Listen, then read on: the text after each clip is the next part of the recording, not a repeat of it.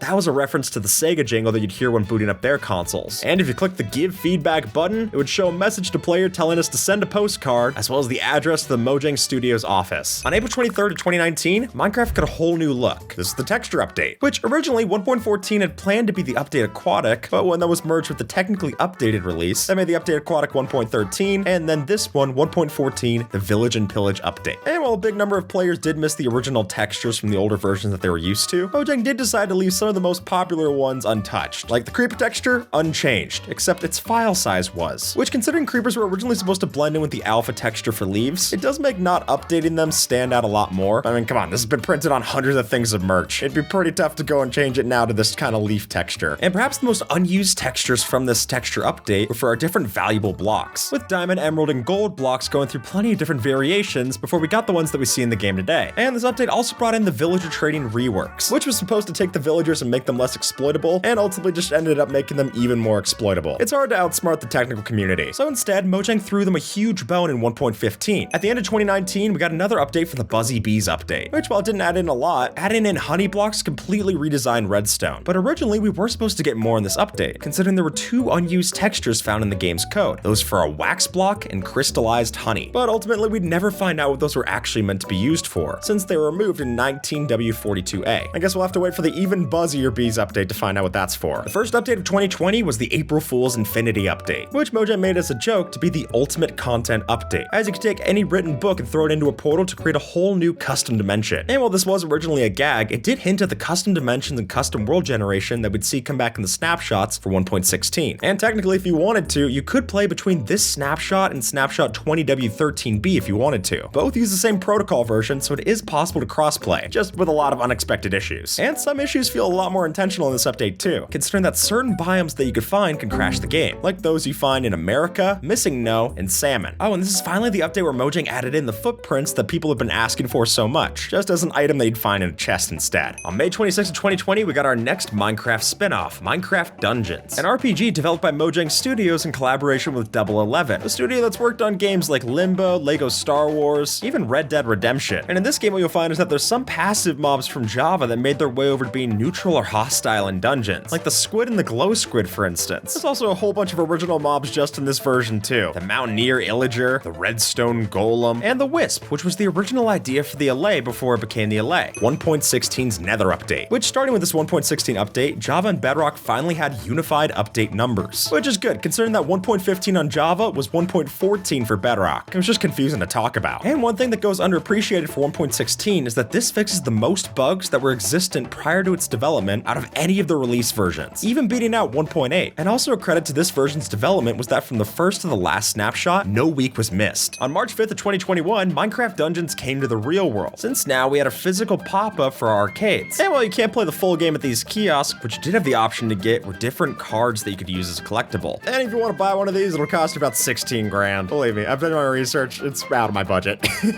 But what's interesting is that when this trailer was first shown off on Rothills Incorporated's YouTube channel, channel, they showed a player using the Ender armor, which at that point didn't exist in the base game. On October 18th of 2024, the Minecraft Experience Villager Rescue opened up first in Dallas, Texas. And what this was a physical experience to go and play the Minecraft game, walking around an actual spot. And the way that you do all of this is through the Orb of Interaction, a special cube that you would hold that basically functions like a smartphone. We did a whole video walking through to see how it was done, though I think what's interesting is that originally the plan was that the guest would go to the end, but that didn't end up happening because apparently not a lot of players have actually beaten the proper game. So having your village go and get zombified was a lot more relatable. And also funny is that the developers originally added the silverfish into the underwater area of this scene because of the name fish, but when Mojang pointed it out, they removed it. It wouldn't be until summer of 2021 that we get our next update for the 1.17 Caves and Cliffs, or rather Caves and Cliffs Part 1, which despite being named a Part 1 is the current record holder for the most blocks added in a single update. Don't get me wrong, 1.16 added in a lot too, with 74 block variants, but because 1.17 added in copper blocks, that brought the number up to 103, and the real number could be even higher if you included the light blocks 16 different variants. And on November 30th of 2021, our Caves and Cliffs started to look a lot different with the world generation changes in 1.18, which was a huge change to how Minecraft updated your old worlds to the new version. Since in the past, the new chunks would only have to generate as you were expanding outwards in your world. But now, because this doubled the world height, old chunks had to generate under everything that had been there in the past, which unsurprisingly caused more than a few glitches. But my favorite is that if you were playing on superflat by this time, it now means that you could actually build underneath the bedrock inside of the void, since technically the void didn't start until 60 blocks lower than that now, creating for great builds like Mog Swamp Stud here. For Mojang's 2022 April Fool's joke, we got the 1 block at a time snapshot, which while the primary gimmick was that we could only hold 1 block at a time while we were playing this, it did also change the Enderman to hold different kinds of illegal blocks, which if you updated them into later versions, they would keep those, meaning that if you killed them, you could actually get those illegal items in survival. But as far as weird things seen in the 1 block at a time snapshot, if the player was to give themselves armor through commands like the item replace entity, then as soon as you took any kind of damage, it would immediately break upon losing any durability. And while we can hold different mobs in this version, if a player were to hold a ghast, you wouldn't be able to see them. They're just displayed in the body of the ghast. And perhaps my favorite is that if you threw certain blocks up into the air, you could land them on your head to wear them. So if you threw a glass block into the air, you could become an astronaut. On June 7th of 2022, we got the Caves and Cliffs Part 3, or I mean the Wild update, which finally gave us the Warden and the ancient cities found in the deep dark. And what's interesting about the ancient cities is that if you look closely, you could find a comprehensive redstone tutorial. And I'm the last person to point this out, but follow closely. But if you go inside of the ancient city, you could find clear demos on how to use AND gates, transparency, and even features like imperatives with lecterns, which is a cool example of seeing something that the community came up with actually codified by the game. The most capes ever added to Minecraft were on April 1st, 2023. Since for the voting update of A or B, we saw 6 new capes added to the game, those being the Awesome Cape, the Blanc Cape, No Round Shapes Allowed Cape, the Nyan Cat Cape, the Squid Cape, and the Veterinarian Cape. And while the No Round Shapes Allowed Cape could be a reference to Mysticat's video where she showed off how to make a circle in Minecraft, this wob item that you crafted by inverting the bow's crafting recipe could be inspired by this Phoenix SC video. In this update, you could also find an edible cake named Lies, which was a reference to the Portal meme, The Cake is a Lie, which also made it as an achievement into Minecraft. And if you were to name a wolf King B-Dogs, it would give it a crown, referencing the game's developer. And on April 18th of 2023, we got Minecraft Legends, another Bedrock-based spin-off, this time letting players play in a strategy game. And interestingly, this seems to match more closely to the plot of the Minecraft movie, taking place in the overworld while forces from the Nether of the Piglins start to invade, even giving us the boss fight of the Great Hog, which would then be the name for the same mob that we saw show up in the Minecraft movie, though there the big bad was Malgosha. On June 7th of 2023, we got the Trails and Tales update, which after 3 years of patch notes that didn't mention removing Herobrine, this one finally brought it back, which is good. I was worried it was starting to walk around too much in this video. And while 1.20 on release didn't have the last mob vote mob, it was in 1.20.5 that we finally saw the last actual voted on mob come to the game, the Armadillo. Since after this, future Minecraft lives would have no community voting section. On April 1st of 2024, we got the potato update for Minecraft, finally giving our poisonous potatoes a use, as the bad guy. Which, because this was an April Fool's update and not as important to Mojang, it was mentioned in an interview by Nembon that this was the first time that they used generative AI to make the game, citing explicitly how they don't try to use it in cases where it's artistic, like a proper Minecraft update, but here they used it to speed it up, which is a whole can of worms that I'm not equipped to tackle. That said, a different AI was added back into the game, that being the one for giants. Since during the Mega Spud boss fight, giants were added back as proper mobs, even attacking the player like so. And not only were our poisonous potatoes given a function in this version, but also the fletching table was as well, giving us a way to purify the toxic resin into amber gems. Oh, and if you fall into the void in this version, you'll get a completely different end poem that you'll see here. On June 13th of 2024, we started the largest current update of Minecraft, but that's because 1.21's had a lot of subversions, since this was really when we entered into the drop era of Minecraft, giving us a total of 159 blocks and 135 items across the different drops and minor updates to this date. This will also be the last version of Minecraft using the one-dot naming structure, since now Mojang made it so that the year starts off the name. On April 1st of 2025, we got the Craft Mine update, which is unique for not having a panorama screen, but perhaps even strangers that this also was the one where we couldn't create our worlds in creative mode, since the whole update's built around the survival-only roguelike experience, where you go through different randomly generated mines to collect upgrades like so. And this also added in a unique villager profession as well, the trader, which used a lodestone as its job site and buys ores from you. And as a reference to Seinfeld, if the player tries to go and sleep, you get this error message that says, "No sleep for you, not today." On November 13th of 2025, we got the next Minecraft spin-off entering into its early phases, since if you lived in Malaysia, you'd be able to play Minecraft Blast, a tile matching game developed by Mojang and King, the people who made Candy Crush. Yeah, that makes sense. And one of the interesting things about this game is that you can break obsidian using rockets and TNT, the famously unblastable block, go figure. On September 20th of 2017, Minecraft finally unified into Bedrock Edition, which not only stems off the codebase of Pocket Edition, but also itself became the codebase for the discontinued Minecraft Legends and Dungeons games. And this would be the version of Minecraft where it actually ran in C++ as opposed to Java Edition. And about that name, Bedrock Edition actually wasn't an official term, and it was only after a couple of years that they actually added the Bedrock Edition subname to itself as a way to further distinguish it from Java Edition. And while this might look like Java Edition's world editor Axiom, this actually is a built-in feature of the Bedrock editor, where we can see that you can edit with an in-game tool to edit your world projects. And if you've ever tried bringing a skin over from Java and wondering why it doesn't work on Bedrock, that's because they do have slightly different variations. Since on Bedrock, you can have extra 3D pixels on the skin model, as well as a resolution that supports up to 128 by 128. And inside of Bedrock Edition, there's a strange block that's held as a placeholder called Info Update, which is the texture that looks like a question mark block from Mario with its dirt texture, which are meant as placeholder blocks if you were to play in a world that doesn't have a version ID that calls for something newer than what you have. It's a lot prettier than just purple and black blocks though, I'll tell you that. And with that, folks, YouTube thinks that you might like this video, so see if they're right and have a good one,